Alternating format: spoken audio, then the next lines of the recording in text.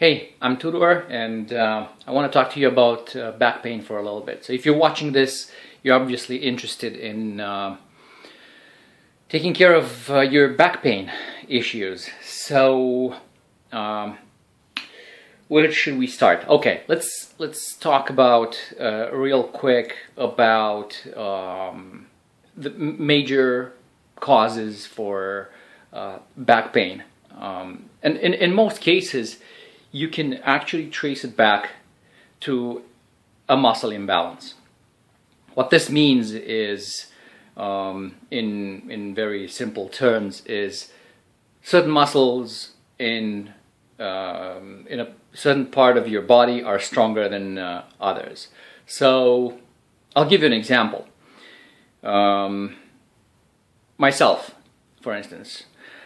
When I was young, I focused a lot on doing exercises for abs, and it was a lot of crunches, right? I was like, between 15 and the age of 15 and 17, I was doing martial arts, and they were making us do like lots of crunches. My abs were like seriously strong, but my lower back muscles weren't all that great. And I started paying the price for it around the age of 17. And that back pain actually resulted in me having to pretty much become sedentary. I was not really fit to do any kind of exercise anymore, at least not for extended periods of time. Long story short, I ended up having a lot of pain every time I wanted to do something remotely active, like, I don't know, moving furniture, playing sports, running, lifting weights, you name it. So anyway, another example is my son, he was overweight between the ages of 15 and 17 again. Very interesting. He had a strong back as opposed to me. I had a weak back, but very weak abs. Again, lower back pain, lots of it. And it stayed with him even after he lost all that extra weight. So he was, 210 pounds, got down to as low as 140, believe it or not, over the course of about a year and a half. He became more active and eventually, and obviously ate better, lost a whole bunch of weight, but guess what? Back pain didn't go away. At least it didn't. Not all of it went away. But we were able to look at his problem and actually figure out that his abs were very weak. And what did we make him do? By we, I mean he and me. It was very easy. Abs exercises, and no, not crunches, not a single crunch whatsoever, because it's a repetitive motion exercise, and chances are it can make things a lot worse.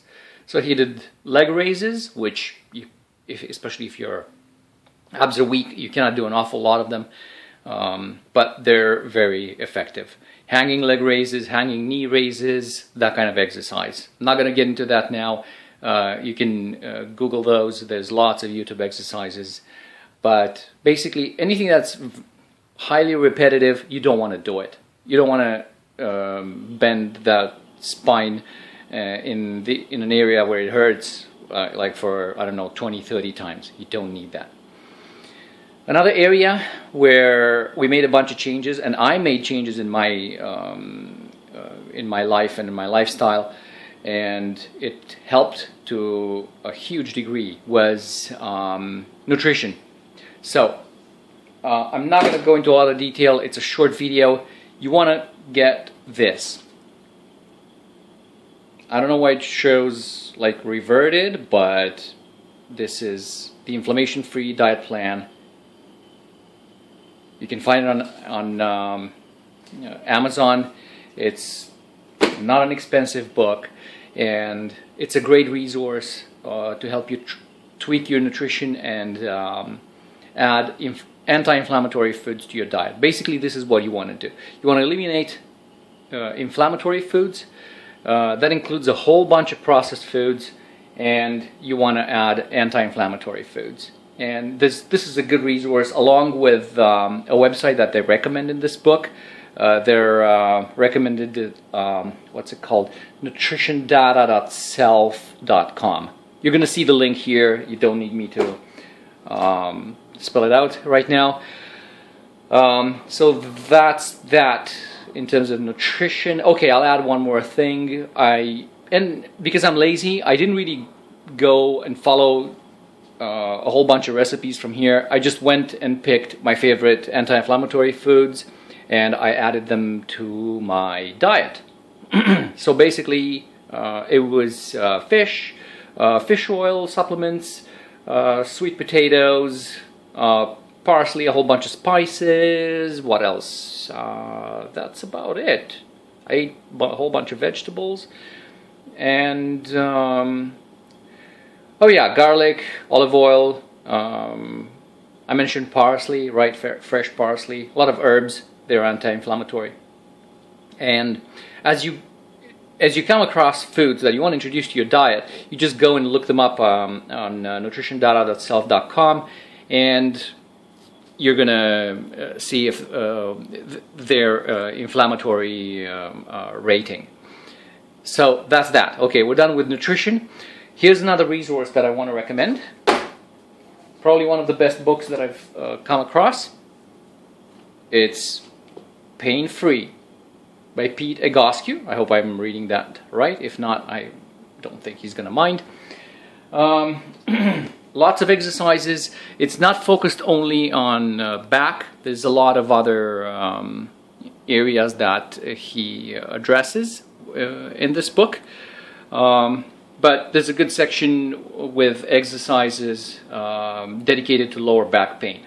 Great book. Here's another one. 8 Steps to a Pain-Free Back, Esther Gockhale. Get these books if you're serious about getting rid of back pain. See what exercises they recommend, and don't do what my friend did. I gave him this book 2 years ago. He was complaining about back pain. He works for a bank, I believe, so it's an office job. He sits a lot. He's not active, and I think he kept the book for about 2 years, if I'm not mistaken. He did absolutely nothing with it. Didn't even open it.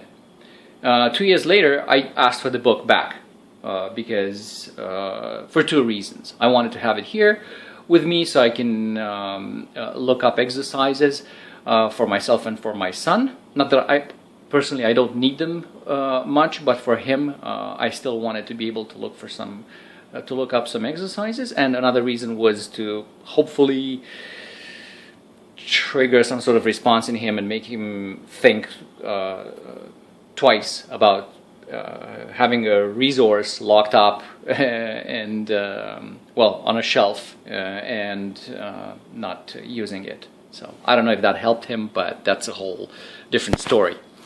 And my right arm's getting numb. Anyway, this is about this is pretty much everything that I wanted to address in this short video. Obviously, I cannot really give you a whole lot of information in a short video, but I hope this made sense. If you want to talk about this stuff, you know how to get in touch with me. You can leave a comment here below this video, and it's likely that there's more to come. So have a good one.